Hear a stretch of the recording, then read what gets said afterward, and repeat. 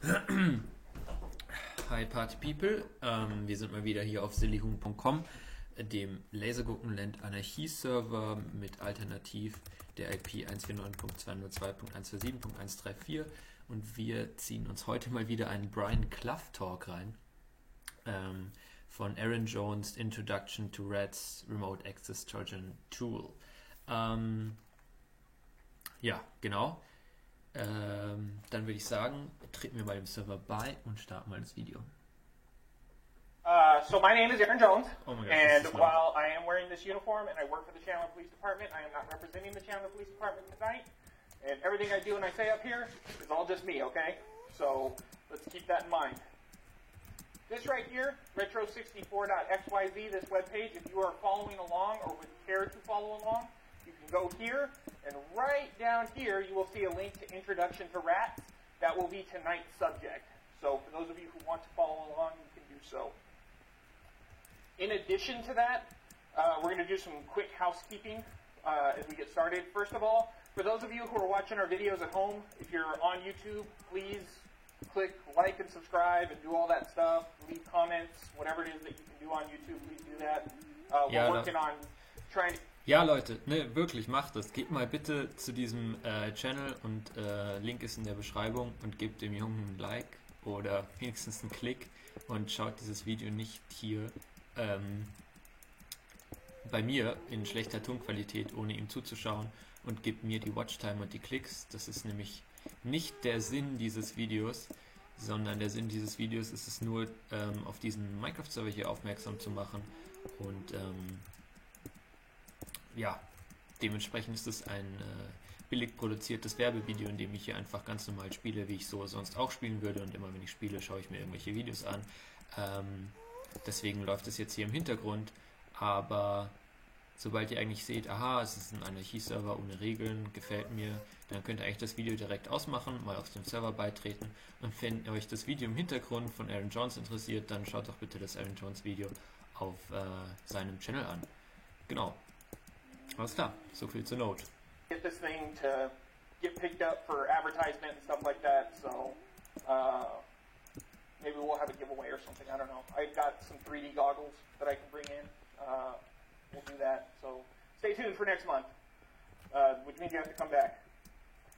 So who actually am I? Let's start with my introduction. My name is Aaron Jones. I have a master's degree in intelligence analysis with a focus in cybersecurity. I have been in computer programming and software development and intelligence analysis work and all kinds of stuff for many, many, many years. I originally worked for the state of Texas as a member of the Texas State Guard, and now I am here working for the police department. And in addition to that, I do regular speaking here for the Phoenix Linux Users Group in the form of SLUG, Security Linux Users Group. So that is us. Slug. So what are we going to actually talk about tonight? Well, this is an introduction to rats.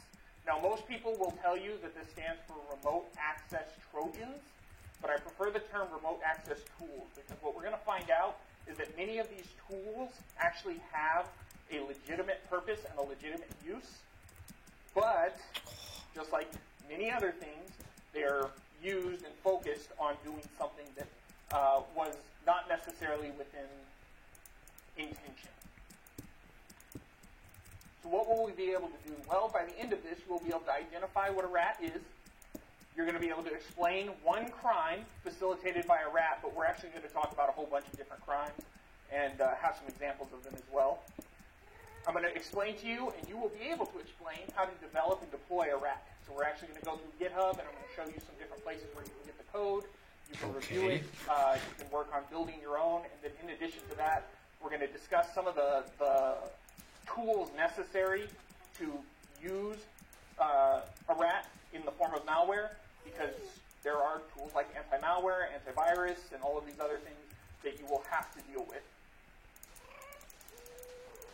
And then we're going to also explain at least one legitimate use for a rat, because again, I prefer remote access tool as opposed to remote access Trojan, and there are legitimate uses for it that we need to be able to discuss here.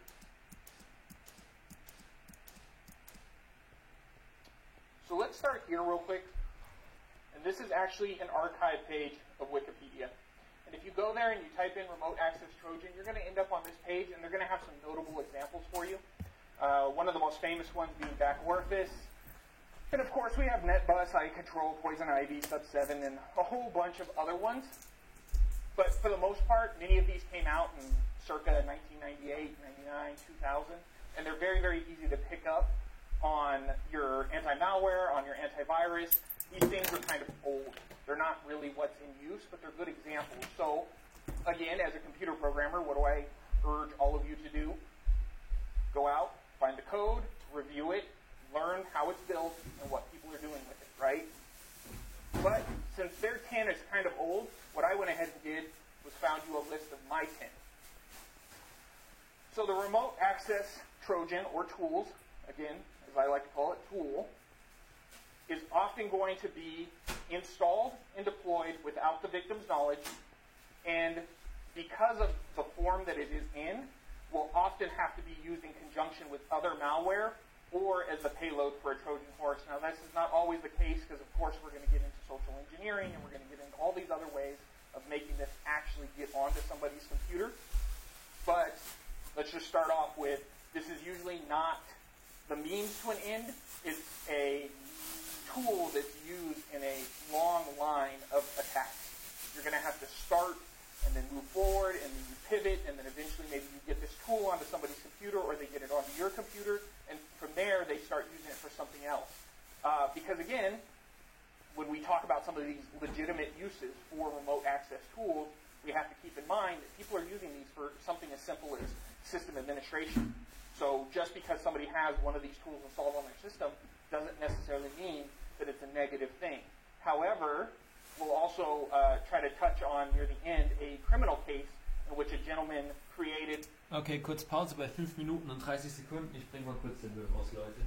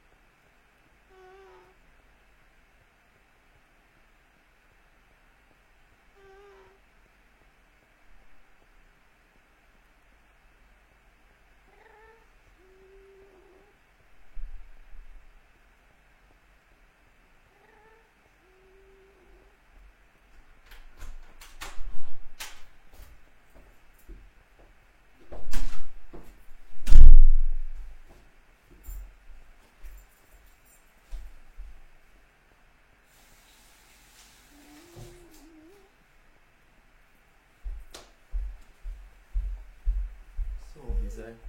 Uff, das dauert ja noch ewig. Okay, ja. Ich glaube, da gehe ich noch ein, zwei Mal AFK.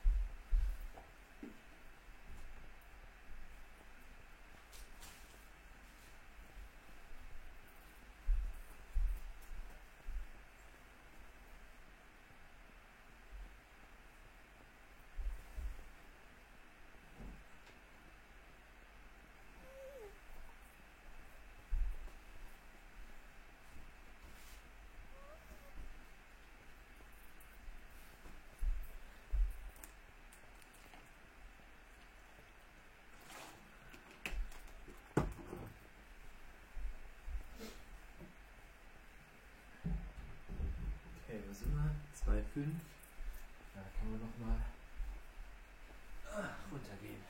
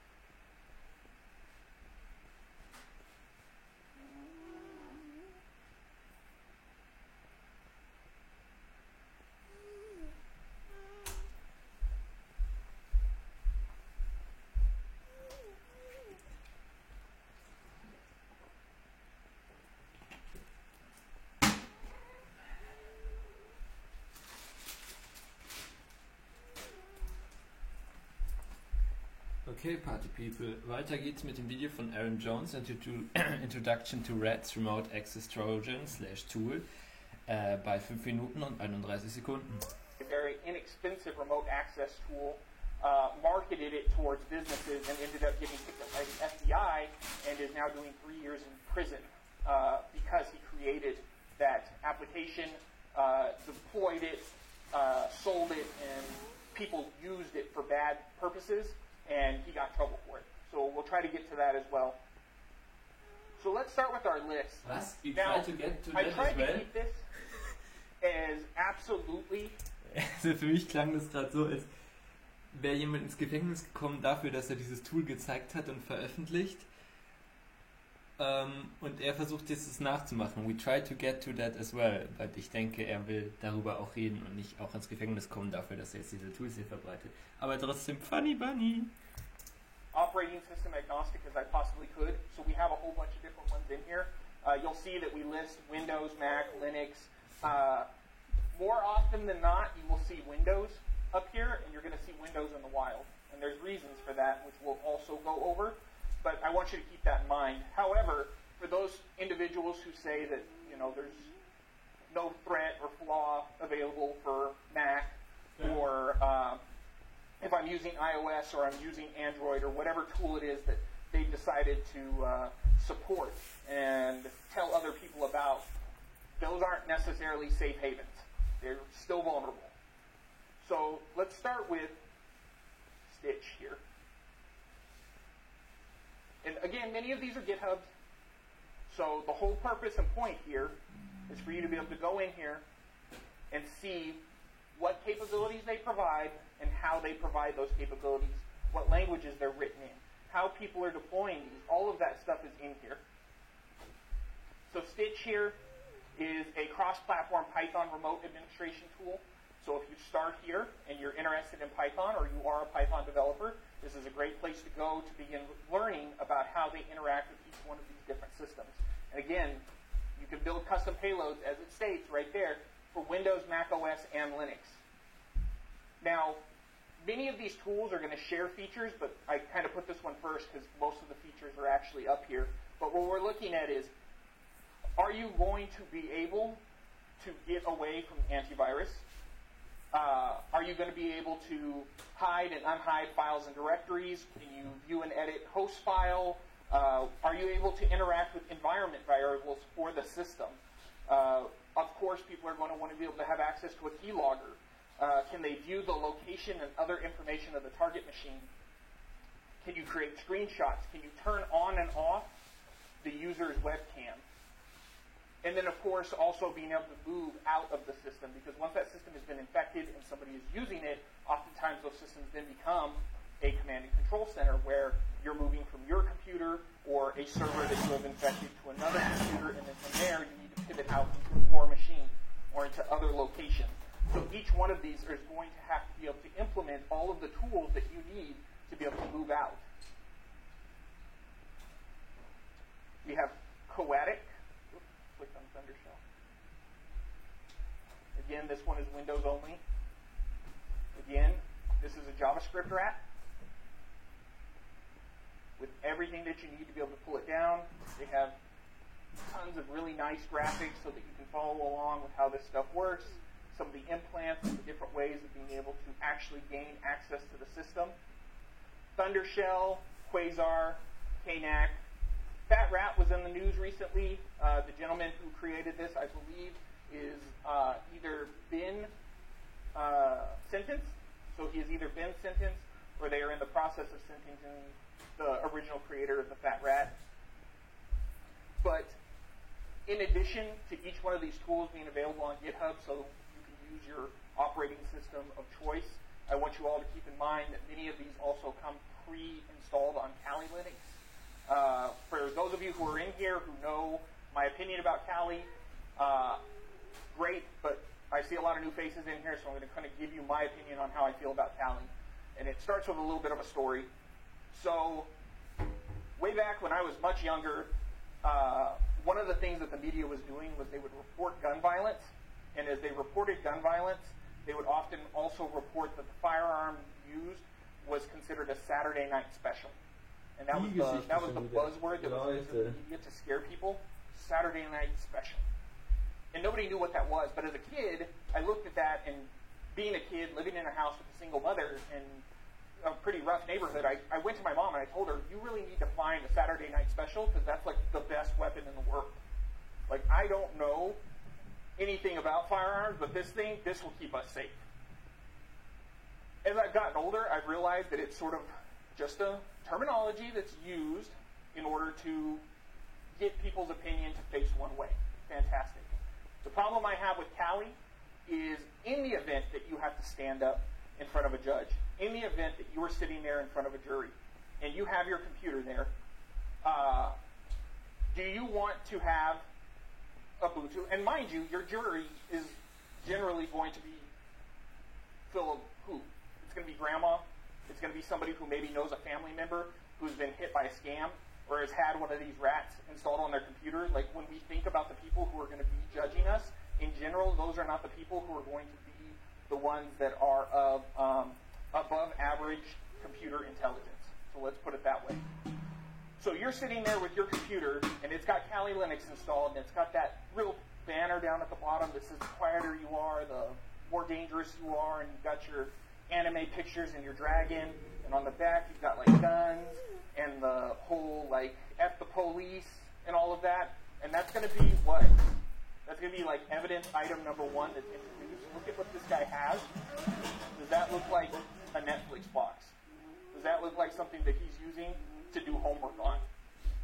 And all the people who are sitting there are going to look at that and go, oh man, it's a Saturday Night Live computers. It's a Saturday night special. Like, that's what they're going to consider that. So generally, whenever I'm teaching a college class and I'm working with people who are interested in cybersecurity and they're trying to do all this stuff and they're trying to get started and they're working on all these things, and I walk into a class and I see them with all the stickers and stuff, I'll usually walk around and be like, you shouldn't have that. You should take that off, and that right there, you shouldn't be showing that off.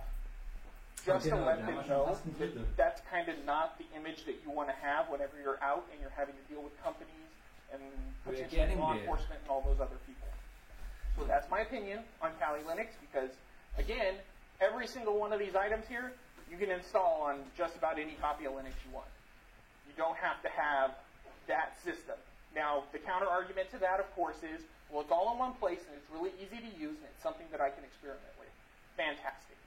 That's okay.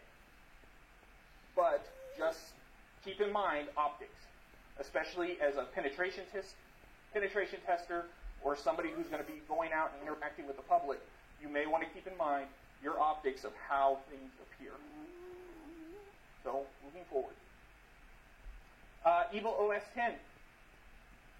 Here we go. So for all of our Mac fans, we have plenty of tools right here for you to be able to do essentially the exact same thing that you would be able to do to a Windows computer or to a Linux computer if you were able to get somebody to give you elevated access. The other thing that's really nice about this one, and I want people to see this, this one's written in pure Python. So whenever you're sitting here and you're going through it, if you have installed Mac, and you go to your terminal and you type in Python switch V, you're going to get Python. Like, Python is there. Okay? So if this is written in pure Python and there's no dependencies and nothing from outside, that makes your life a lot easier whenever this is being deployed or delivered. And then we have Android, because everybody needs love. So here's the Android wrap.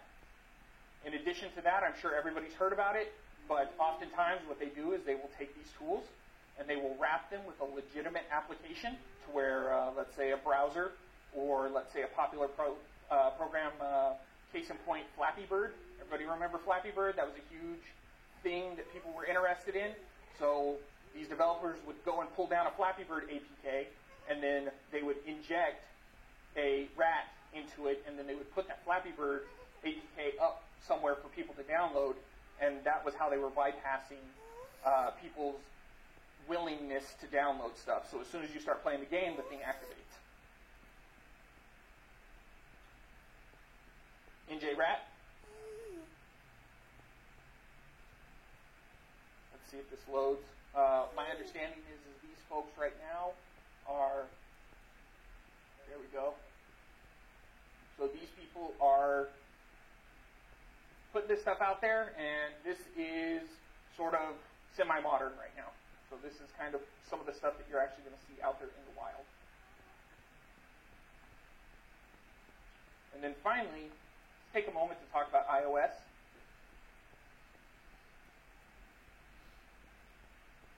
And let's talk about Dropout G. Now, this is important because you will have a lot of people who will tell you that because they're using iOS, it's more secure, or because there's something happening in the news where you just so happen to see somebody saying, well, I can't access these phones, or I can't get access to these devices, and so we're going to have a court case, and we're going to have all of these things, and stuff is going to happen, and we're sort of going to churn. But eventually, at the end, they drop the court case, and then they say, well, we got access to the device anyways. So this is a leak for some of the stuff that is used. This is actually an implant for iOS right here, where they can pretty much do whatever they want as long as they have physical access to the device. Okay? I don't have the code here.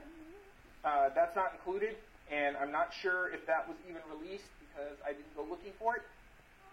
But here's a whole bunch of stuff about it and a whole bunch of people who are talking about it. So if you're interested in iOS security and you want to know how they're delivering some of these things, this is exactly how they're doing it.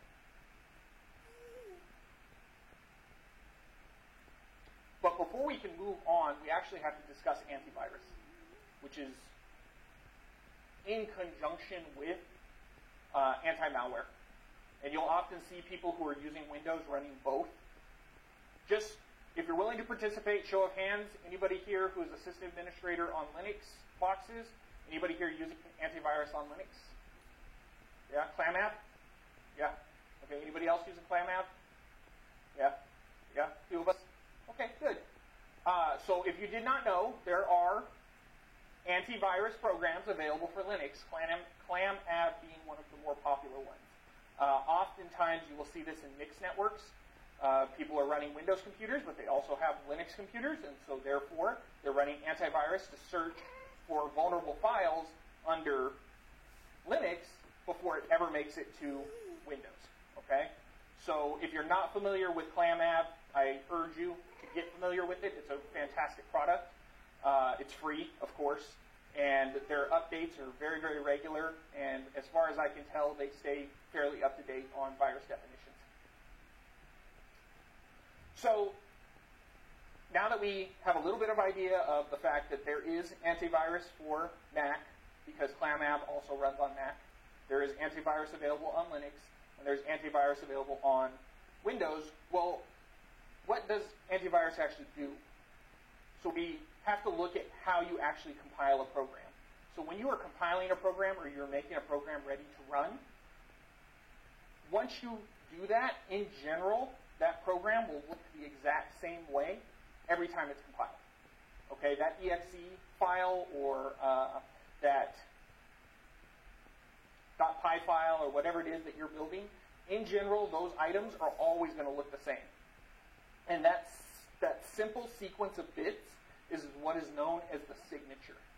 So you have an application, and that application has a signature, and that signature is oftentimes provided to antivirus companies who will look at that, and all they're doing is a comparison. So if the signature on this program is the same as the signature that we have over here as a threat, then it will come back and say, hey, this is the exact same program, this is a threat. Okay, make sense? So especially early on with antivirus, one of the easiest ways to change things was to go in and just add a couple of bits at the end. That's all you did. It could be a couple of characters, but you would actually edit the file, add some erroneous bits, make a very, very minor change, even up to just a single letter, and then you could redeploy the exact same file, and antivirus would not see it. Now, things have changed because we have stuff like heuristics, which we're going to go over here in a minute, but in general, that's what it's doing. You have kind of like your fingerprints, right? Everybody has different fingerprints, and so in general, you can take those fingerprints and you can look at them and you can kind of identify what something is or who somebody is by those fingerprints. Now, since a virus or bad acting software often appears the same, that signature is exactly what that antivirus program is going to look for, and they will attempt to identify the signature of the virus when stored on your PC. That's what scanning is doing. As you have that software running in the background on your computer and you're moving files in and out of the computer is just kind of looking and building a signature on everything that you're doing. So how do they get around that? So if we have this exploit, and we know tons of other people are using that exploit, and the delivery of that exploit is very important, but we don't want that stopped by antivirus or malware, what are some of the things that they can do? Well, you can actually wrap the payload in another program. You can attempt to increase the size of the program by a certain percentage in order to make it look like a completely new program. Or you can actually encrypt and then deliver the payload, and upon doing so, the system will not be able to tell what is inside that payload, and therefore it will look like a completely new program. Oftentimes this encryption is done using dev random, and so every time you encrypt the exact same file, it comes out and it looks just a little bit different, and so therefore they cannot find it. When this is done, or this behavior is in action, it is called a variant. Okay? So you are just creating a variant of the exact same virus. That's why they just got redefinition, right? So every couple of days, every couple of hours, your computer will pop up and it'll say, I have new definitions for those of you who use clam apps. You'll run a fresh clam. So you just go to the terminal, type in fresh clam, and hit enter, and you get a whole list of new definitions. So how can we encrypt these things? We have tools like Unicorn. Again, GitHub. If you go here, there are different methods for you to be able to take attacks, obfuscate them, or otherwise encrypt them, or otherwise perform other massaging of that code and then turn it into something that can be delivered. Unicorn is just one, and I believe this is actually the full name here. If you're looking for it, is Magic Unicorn. But this tool right here can be used for being able to deliver files to Windows-based computers. And a lot of this is either through a PowerShell attack. In addition to that, we have macro attacks. So you can receive a shell through a PowerShell injection just by using what looks like an Excel document. So you hand somebody off an Excel document, they click on it, this has massaged that Excel document, and then upon them clicking on that, it pops up and says, I'm sorry, this Excel document has crashed, and then you now have access to that system. This is the delivery method. Okay? So this is the actual delivery method. And of course, they have other ones. There's COM attacks. You can use Microsoft Office. There's tons and tons of different ways of being able to get into the system using this. But that really boils down to us either having an exploit or other method of attack where we can reliably deliver the tool, right? If you have an exploit and you can get that code ran, fantastic. More power to you. That's wonderful.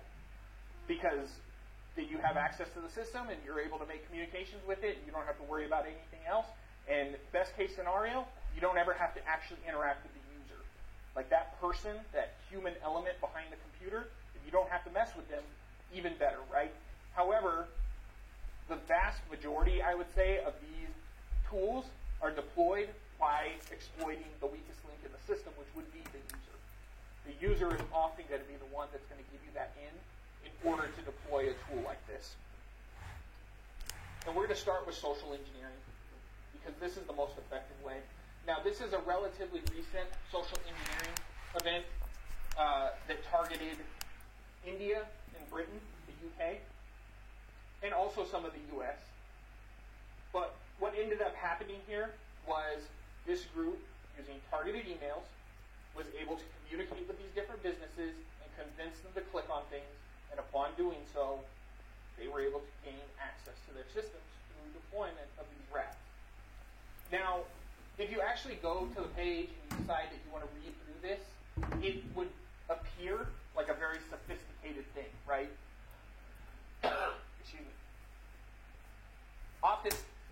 Okay, wir machen mal kurz Pause hier bei exakt 25 Minuten bei diesem Aaron Jones Introduction to Rats Video.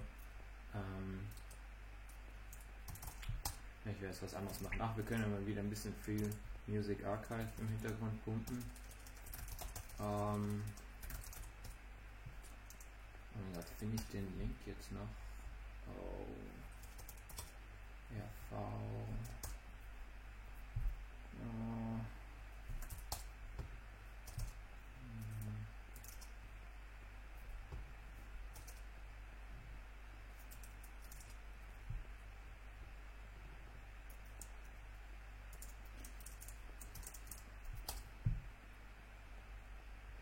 Letztes Mal gab es nämlich ein Copyright Strike. Das war doch sehr interessant. Weil hier eigentlich die Musik gefiltert ist nach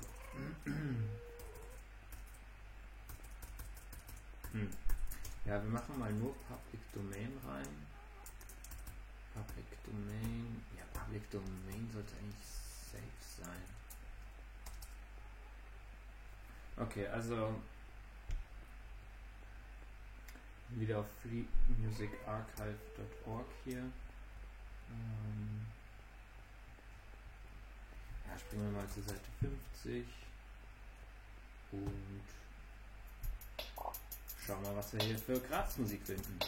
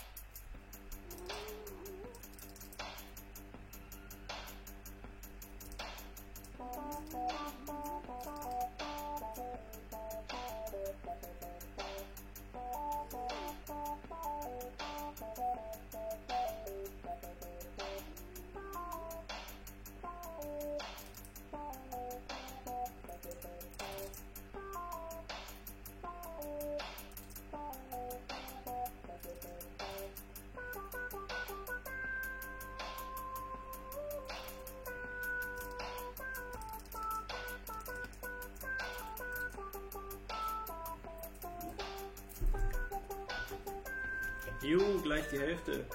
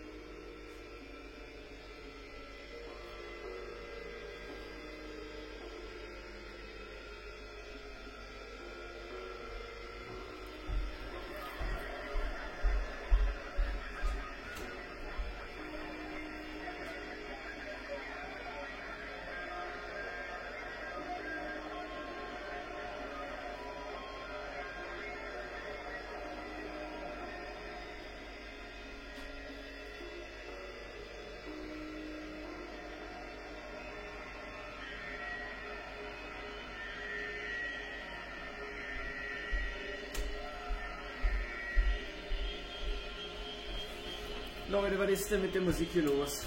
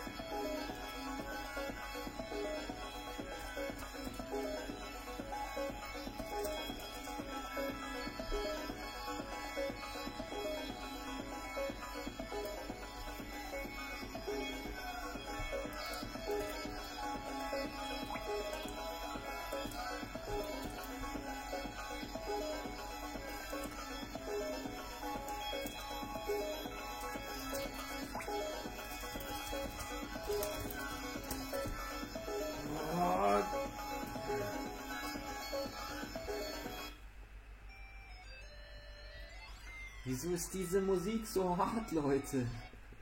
Kann mir das mal jemand sagen?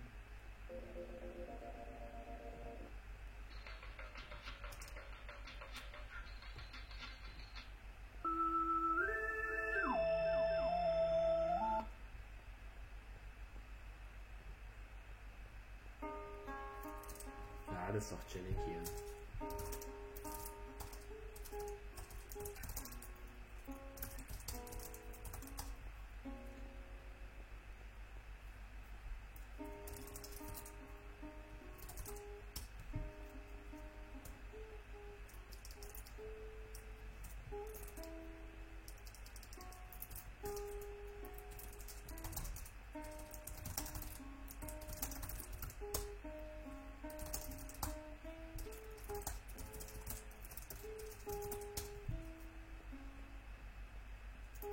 Das wird so nix.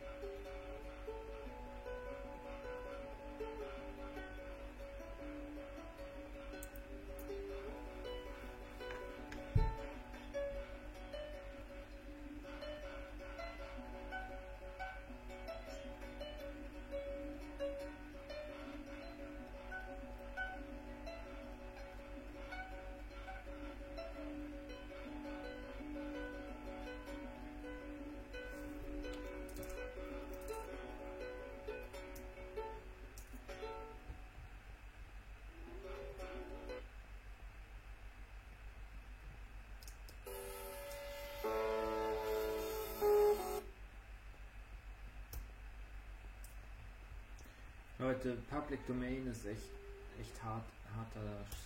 hartes Zeug, ey. Oh mein Gott.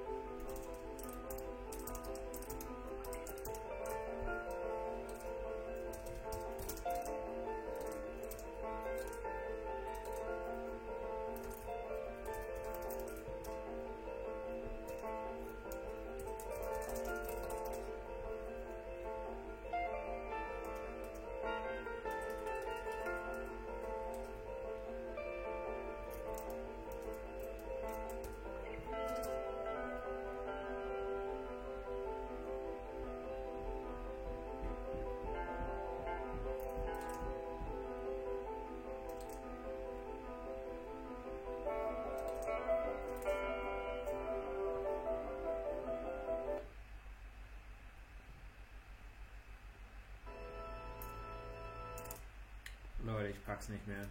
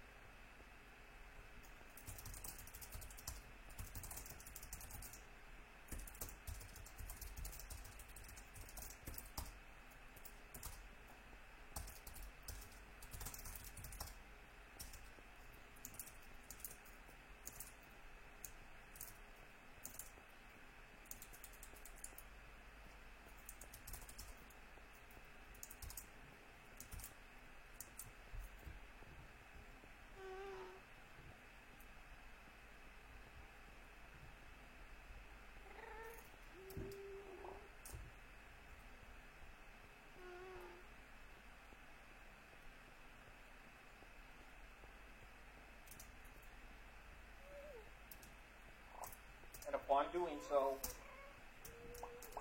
Wo haben wir? Bei 25 Minuten, oder?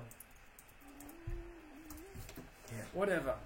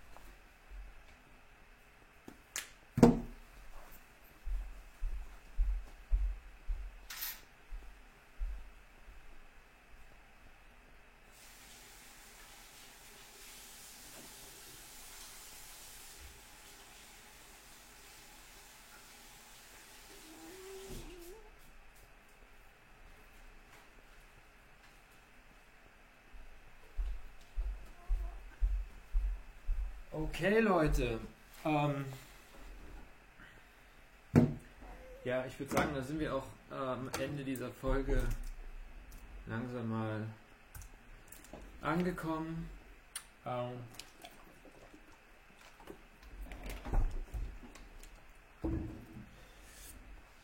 Ja, das war freemusicarchive.org, die Musik unter Public Domain, so circa auf Seite 50, 51 und so weiter. Aber ich weiß nicht, wie aktuell diese Zahlen bei euch noch sein werden.